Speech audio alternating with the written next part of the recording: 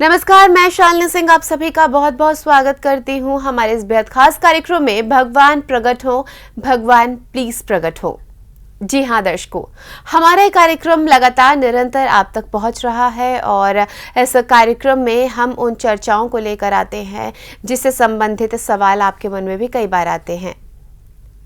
भगवान प्रकट हो में हम कह सकते हैं कि एक हमारी कोशिश, एक हमारी पुकार है उस ईश्वर तक जिसके बारे में हम जानते हैं कि आवाज देने के बाद भी वो नहीं प्रकट होगा। उसके बावजूद भी एक मूर्खता पूर्वक कोशिश कर रहे हैं, क्योंकि हमारा मानना है इस पृथ्वी से जब भी जाएंगे ईश्वर को पुकार लगा कर जाएंगे। आज इसी से जुड़ा हुआ एक प्रश्न हम अपने इस कार्यक्रम में शामिल करेंगे, लेकिन आइए उससे पहले स्वागत करेंगे हमेशा की तरह स्टूडियो में मौजूद हमारे अतिथि पवन कुमार चौधरी जी का। पवन जी, आपका बहुत बहुत स्वागत है। नमस्कार। नमस्कार। पवन जी, आपने अपनी पत्रिका में लिखा है कि भगवान इससे पहले कि तू हमें बुलाए हम तुझे बुला लेते हैं। इसका क्या मतलब है? जी बिल्कुल बिल्कुल यही लिखा है कि आपने आए दिन सुना होगा कि जब कोई व्यक्ति विदा हो जाता है तो एक सुंदर सा सेंटेंस कहा जाता है कि वह भगवान को प्यारा हो गया या भगवान ने उसे अपने पास बुला लिया। कई बार इतना भी कहा जाता है कि अच्छे आदमियों की ज़रूरत यहाँ भी होती है और वहाँ भी होती है, तो भगवान ने उसे बुला लिया। या वटेवर कि भगवान जब हम यहाँ से जाते हैं तो एक बात कही जाती है कि तो हम भी जानते हैं कि हम भी यहाँ से जाएंगे, यानी कि तू हमें जब भी है कि भाई हमें तू बुला ही लेगा, यहाँ से कोई भी आदमी संसार में तो रहेगा ही नहीं। तो जाहिर सी बात है तू हमें बुला रहा है, तू हमें बुलाएगा, तू हमें भी। तो इससे पहले कि तू हमें बुला ले भगवान, हम तुझे बुला रहे हैं, तू यहां पर प्रकट रहे।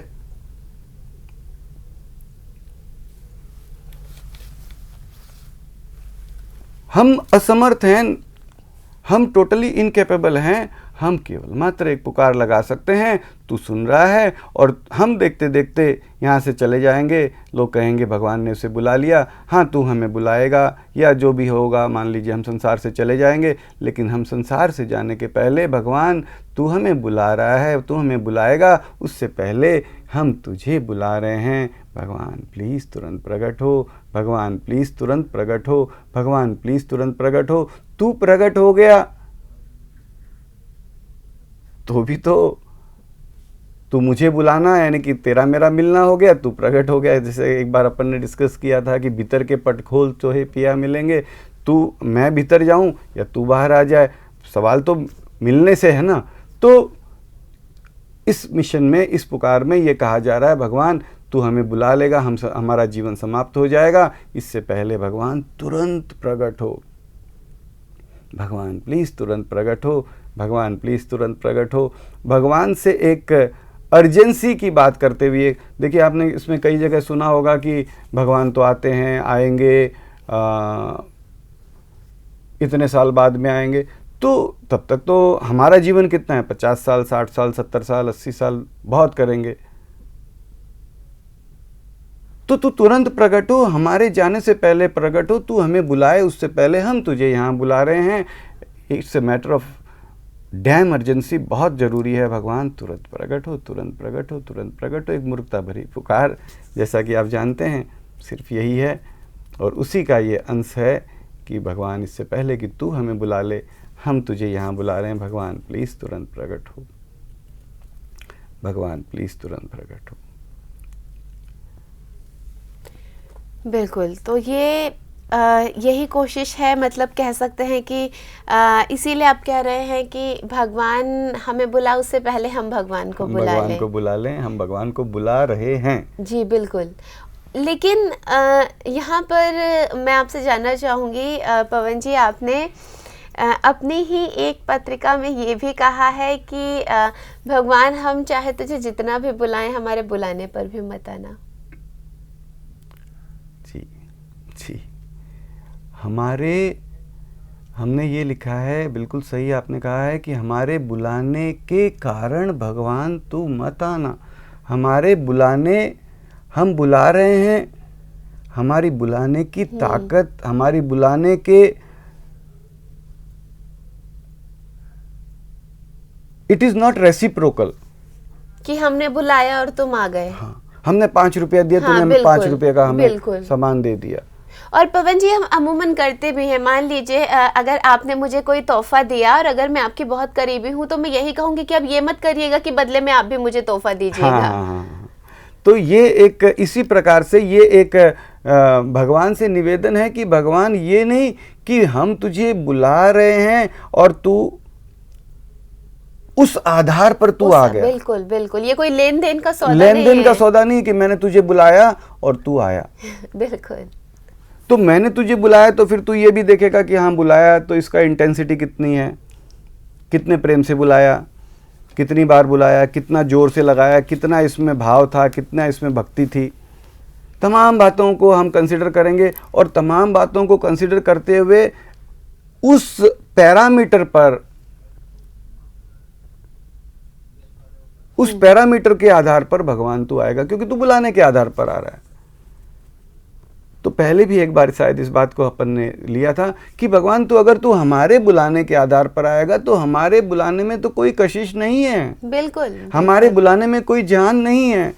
हम तो मुर्दे की तरह से मरे मरे से प्रकट हो भगवान, प्लीज तुरंत प्रकट हो। हम बिना भाव के, बिना भक्ति के, कभी याद आ गया बुला लिया, कभी नहीं आया। हमारे में कोई जान नहीं है, हमारे बुलाने में कोई जान नहीं है, हमारे बुलाने में कोई कशिश नहीं है, हमारे बुलाने में कोई पावर नहीं है। इस पावर के आधार पे आएगा तो तू थोड़ा सा कहीं पर जरा सा आ गया, चलो 2 मिनट आ गया।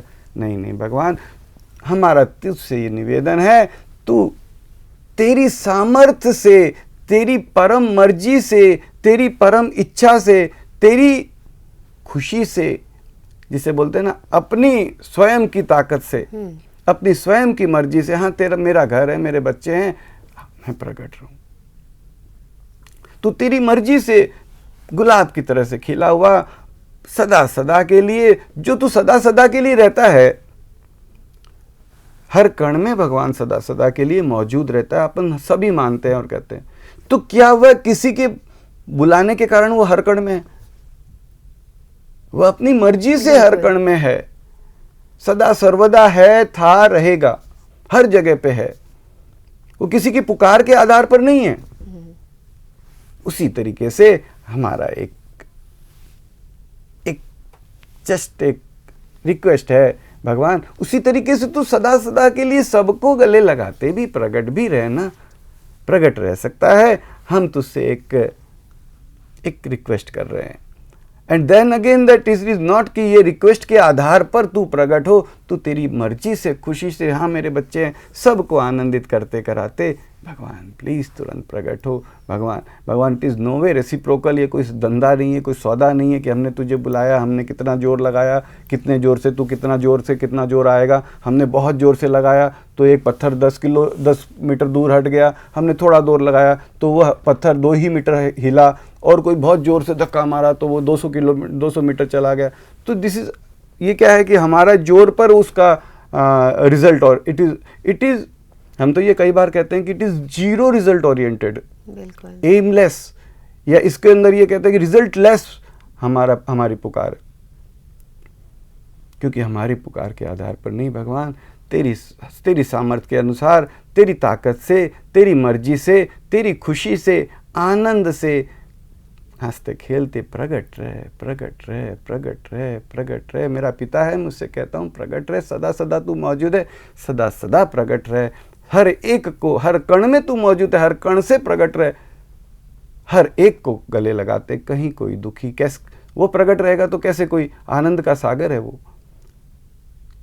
सदा सदा के लिए तू प्रकट रहे, सदा सदा के लिए तू प्रकट रहे, सदा सदा के लिए प्रकट रहे। यही अपना एक प्रयास है, यही अपनी एक मूर्खता भरी पुकार है। एक पुकार है, बस, उसके अलावा कुछ भी नहीं है। बिल्कुल। तो चलिए, हमें ये कह सकते हैं कि आज जो हमने अभी सवाल उठाया था उसका एक आधार पता चला। एक कह सकते हैं कि एक जो पुकार है, इसके पीछे की वजह क्या है, ये हमने समझने की थोड़ी सी कोशिश की है। हालांकि ईश्वर को समझना या इन बातों को समझना आसान नहीं, और हमें कोई समझा भी नहीं सकता। और ये अनंत चीजें हैं, अनंत हैं। हम एक छोटी सी भी चीज़ समझेंगे तो हमारा पूरा हम उसे समझ नहीं पाएंगे, बिल्कुल जीवन लग जाता है। जीवन और लग फिर ये जाता तो है। बात ये तो उस परमपिता की बिल्कुल। बात है, तो हम उसे समझने समझाने की कैपेसिटी है ही है ही नहीं। नहीं। सीधे हाथ खड़े करके कह रहे हैं कि भाई हम में नहीं है, हम न कोई ज्ञानी है न कोई इसमें। हाँ, हम ये जानते हैं कि तू सुन रहा है, तुझे सुना रहे हैं। बिल्कुल। तू सुन रहा है तो तुझे ना सुना है। जब मैं तुझे 1000 चीजें सुनाता हूँ तब तो मैं नहीं सोचता 1000 बातें। बिल्कुल कि वो सुनेगा नहीं सुनेगा नहीं सुनेगा, ये है न वो है, नहीं मिलेगा नहीं मिलेगा, कब मिलेगा, कैसे मिलेगा, कितना मिलेगा। बिल्कुल। तो हम तुझे प्रकट रहने की पुकार करते हैं। बिल्कुल। तो बस एक पुकार है कि भगवान प्रकट हो, भगवान प्लीज प्रकट हो, भ्रम रहित प्रकट हो और सबके लिए प्रकट हो, मेरे और आपके लिए नहीं, सबके लिए। छोड़ना हो तो पवन चौधरी को मुझे पहले छोड़ना। बिल्कुल। हर एक को किसी भी तरीके से मैं किसी से ज्यादा भगवान का प्यारा नहीं हूँ। हर कण तेरा प्यारा है और बराबर का प्यारा है। बिल्कुल। तो बस यही पुकार है। और अगर आपको भी समय मिलता है, आपको भी लगता है कि एक पुकार उस परमपिता को लगानी चाहिए तो लगा लीजिएगा। अगर नहीं लगाने का मन हो तो मत लगाइएगा। और बिल्कुल ये कोई बंदिश नहीं किसी है, भी प्रकार से कोई समय निर्धारित नहीं है, किसी तरह का कोई जोर जबरदस्ती नहीं है। यहाँ तो बस हम एक पुकार लगा रहे हैं और इस बात को हम कोशिश कर रहे हैं आप सब तक भी पहुंचाने की। और जानते बूझते लगा रहे हैं कि कुछ नहीं होगा, कोई प्रकट नहीं होंगे। लेकिन क्या हम अपने पिता को आवाज ना दें प्रकट रहने के लिए? है अपने पास में तो क्या दिखे नहीं हमें?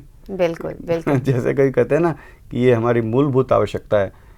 भारत के संविधान में है कि ये हमारे 5-6 जो बातें बोलते हैं ना कि ये मूलभूत अधिकार हैं भारत के नागरिक। तो तू है, तू दिख भाई, तू मेरा पिता है। Very simple. बिल्कुल बिल्कुल। You should be I think. तू नहीं दे, इट्स वेरी सरप्राइजिंगली दुखी होने की बात है कि तू है और दिख नहीं रहा है मुझे। बिल्कुल। तो चलिए इसी के साथ यहीं पर अपने आज के इस कार्यक्रम को पूर्ण विराम देते हैं और लेकर एक नया एपिसोड हम फिर होंगे हाजिर। तब तक के लिए दीजिए हमें इजाज़त। यहाँ पर आप सबसे इजाज़त लूँ, लेकिन उससे पहले बहुत बहुत धन्यवाद करना चाहूँगी पवन जी का। नमस्कार पवन जी।